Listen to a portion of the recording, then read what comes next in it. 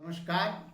मैं professor S Narayan Raju YouTube channel में आप सबका पुनः स्वागत करता हूँ। लगभग 3 महीने के अंतराल के बाद मैं अब नए विभिन्न विषयों के साथ आपके सामने आ रहा हूँ। इसके पहले 3 महीनों में कुछ व्यक्तिगत विघ्न और इसके साथ साथ कोरोना महामारी के ग्रसित होने के कारण और इसके साथ साथ अन्य पारिवारिक और स्वास्थ्य संबंधित समस्याओं के कारण 3 महीने मैं लगभग वीडियो से और इन कार्यक्रमों से मुझको दूर रहना पड़ा। लेकिन इतनी कठिन परिस्थितियों के बावजूद भी परमात्मा परम प्रिय मेरे भगवान श्रीमन नारायण की असीम और अपार कृपा की वजह से आज मैं आपके सामने फिर पुनः प्रस्तुत होने के लिए जो यह शुभ अवसर दिया है, परम प्रभु परमात्मा श्रीमन नारायण को मैं साष्टांग दंडवत प्रणाम करते हुए आज मैं नए सिरे से फिर इस YouTube चैनल का जो कार्यक्रम मैं आरंभ कर रहा हूँ, इसके लिए भगवान को धन्यवाद। इसके लिए मैं भगवत स्तुति से मैं इस वीडियो का आरंभ करना चाहता हूँ। विना वेंकटेशम ननादो ननाद सदा वेंकटेशम स्मरामि स्मरामि हरे वेंकटेश प्रसीद प्रसीद प्रियम वेंकटेश प्रयच्छ प्रयच्छ। जय श्रीमन नारायण। क्योंकि अब मैं तुलसीदास कृत रामचरितमानस से संबंधित, खासकर रामचरितमानस में उत्तरकांड से संबंधित विभिन्न विषयों की और कुछ मुख्य पदों की व्याख्या आगे मैं प्रस्तुत करने जा रहा हूँ।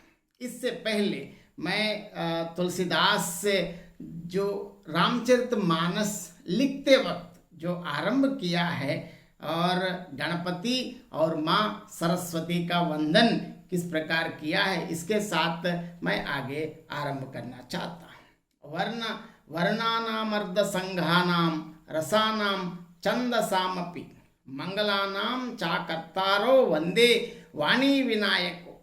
यहाँ तुलसीदास जी कहते हैं कि वर्णों, अनेक अर्धों, रसों, छंदों और समस्त मंगलों को करने वाली माँ सरस्वती जी तथा सारे विघ्नों के हरण करने वाले गणेश जी की मैं वंदना करता हूँ। यहाँ ये ऐसी बात है, यहाँ भगवान कहने का, तुलसीदास जैसे महान कवि भी जो आरंभ किया है अक्षरों, अर्ध समूहों, रसों, छंदों और मंगलों की करने वाली माँ सरस्वती और गणपति को मैं वंदना करता हूँ। और इसके साथ साथ पहले रामचरितमानस की विशेषताएं तो मैं विस्तार से आगे चर्चा करूंगा, लेकिन इससे पहले हम सब जानते हैं कि जो राम कथा या रामायण और रामचरितमानस है और इसके साथ साथ सभी भारतीय भाषाओं में राम कथा के बिना कोई भी भाषा आई ही नहीं। और रामचरितमानस संपूर्ण भारतवर्ष की जो संस्कृति का एक भव्य एवं उज्जवल प्रतीक है।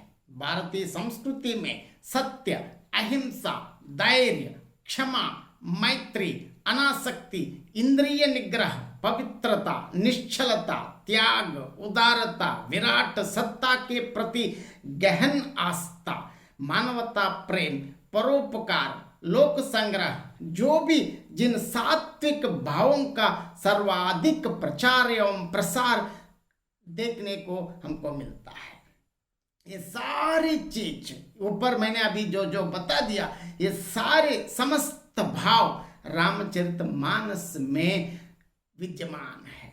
और सबसे ज्यादा गोस्वामी तुलसीदास जी ने भारतीय संस्कृति के उन सभी दिव्य भावों को आत्मसात करके रामचरितमानस के रूप में उन्हें अत्यंत नूतनता मतलब नवीनता एवं अत्यंत मौलिकता के साथ रामचरितमानस में दर्शाया गया है। और ऐसे कहने में रामचरितमानस की रचना नाना पुराण निगमागम के आधार पर हुई है, यह तो सर्वविदित बात है।